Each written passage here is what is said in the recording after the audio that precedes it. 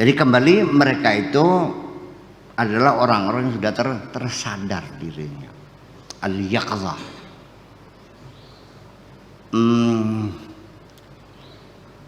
Kesadaran hati ya. Kalau kesadaran pikiran mah orang sadar sekarang Pak Rahmat sedang ada di mana sekarang? Pak Rahmat sekarang ada di mana? Sedang apa? Sama siapa ngajinya? Yang diajar apa? Sadar kan pikirannya, tapi hatinya sadar nggak? Belum tentu. Lah iya.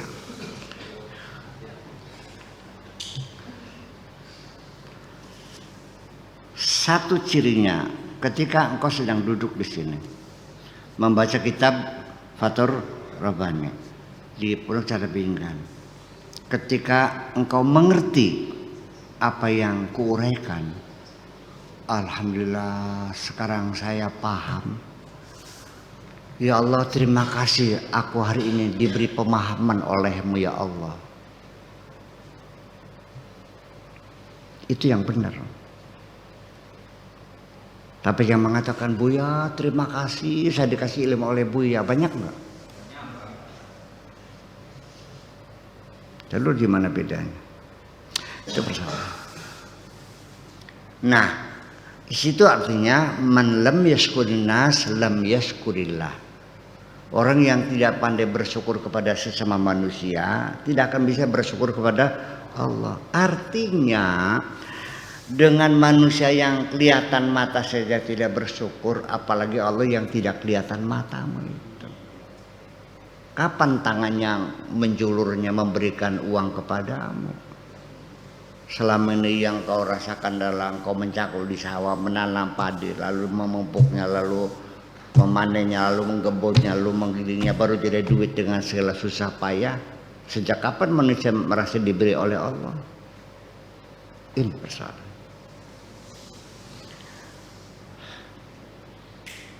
Ketika ibumu ngasih uang jajan, menyekolahkan dari mulai dalam kandungan sampai melahirkan, nyebokin, ngebedongin, nyusuin, biaya sekolah, banyak yang tidak berterima kasih kepada ibu kok. Bagaimana kepada Allah? Iya kan? Nah itu. Nah, jadi artinya perlu nggak kita bersyukur kepada dia? Ya perlu. Secara formalitas, secara tauhid ya mesti dong. Yang kita di dunia dia aturannya begitu. Ya.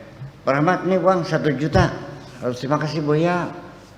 Mulutmu kau mengatakan terima kasih Buya, tapi hatimu akan mengatakan ya Allah terima kasih engkau telah memberikan rezeki kepadamu melalui tangannya Buya. Selalu begitu nggak sebelumnya? Atau udah? Lalu kalau tidak begitu kapan Anda berterima kasih pada Allahnya? Sehari-hari. Ya mungkin Anda sulit untuk berterima kasih pada Allah karena kita sudah bersahabat sudah lama.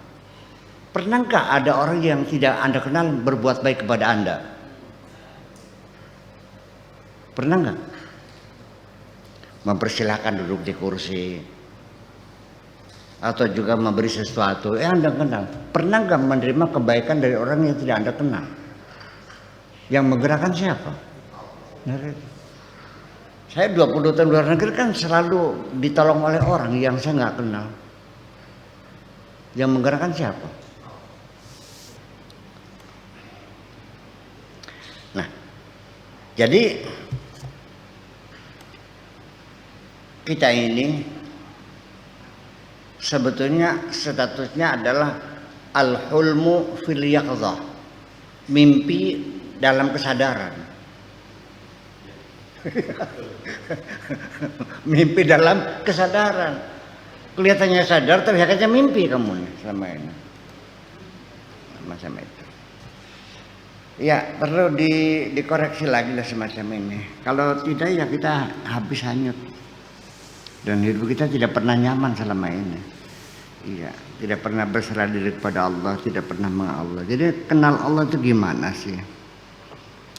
Ya artinya beginilah, siapapun orang yang berbuat baik kepadamu, ya ucapkan terima kasih. Terima kasih itu dalam artian bahwa dia orang itu secara jujur menyampaikan amanah dari Tuhan. Pernah gak dapat kiriman pakai pos? Tiki dapat, pernah nggak kiriman? Ini Pak ada kiriman, bilang terima kasih nggak? Kamu senangnya kepada tukang posnya pada orang yang mengirimnya? Jadi pengirim yang utama itu Allah sebetulnya. Mereka kan tukang pos kok. Nah itu untuk orang lain. Sekarang untuk dirimu sendiri. Selama ini yang kau berbuat baik kepada orang lain, apakah kebaikanmu atau kau sebagai tukang pos? Nah, benar. Benar. Ketika orang yang kau baiki itu tidak menghargai dirimu, meremehkan, tidak berterima kasih, jengkel enggak? Ketika kau masih jengkel, berarti selama ini engkau berbuat baik adalah dirimu yang mengklaim berbuat baik.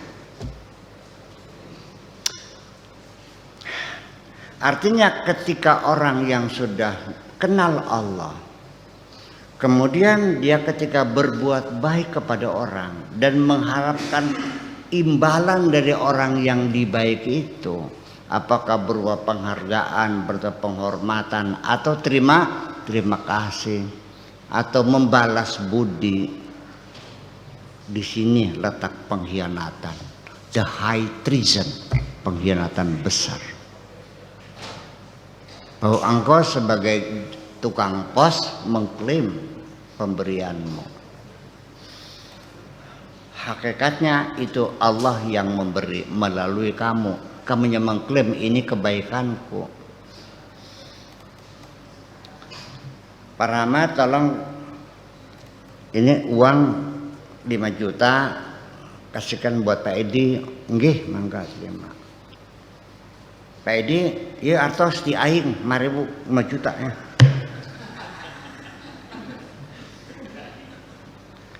Sehari-hari kita berbuat baik kepada sesama seperti itu. Ya. Dari mana taunya ketika engkau suatu ketika kecewa dengan kebaikanmu? Berarti engkau bukan menyampaikan kebaikan Tuhanmu, tapi engkau meyakini kebaikan dirimu sendiri. Buktinya engkau akan mengungkit-ungkit, mengudal-udal kebaikanmu yang dulu pernah kau lakukan itu. Kunyuk siat ya. Ya kan? Udah lupa berapa juta saya bantu kamu dulu itu. Nah. Dan ini kan kejahatan-kejahatan yang semacam ini yang tidak pernah kamu mintakan ampunan kepada Allah. Kalau kamu melacur, kamu minta ampun. Kamu berjudi, minta ampun. Ngadu jago, minta ampun. Tapi semacam ini, siapa yang meminta ampun kepada Allah? Karena itu tidak dirasakan sebagai dosa. Padahal pengkhianatan besar. Iya. Ada santri minat du'afa, ya kan? Saya kasih rekomendasi ya ke pengurus yang bersangkutan, diberi kemudahan, digratiskan, kesian. Pas nanti namanya diplot pakai spidol merah, sudah nggak usah ditagih lagi. Ini pengurus sok jagoan, ini adalah perjuangan saya, ini saya yang menentukan. Ya kan begitu. Sesama manusia dia menyakitkan kok. Semacam itu.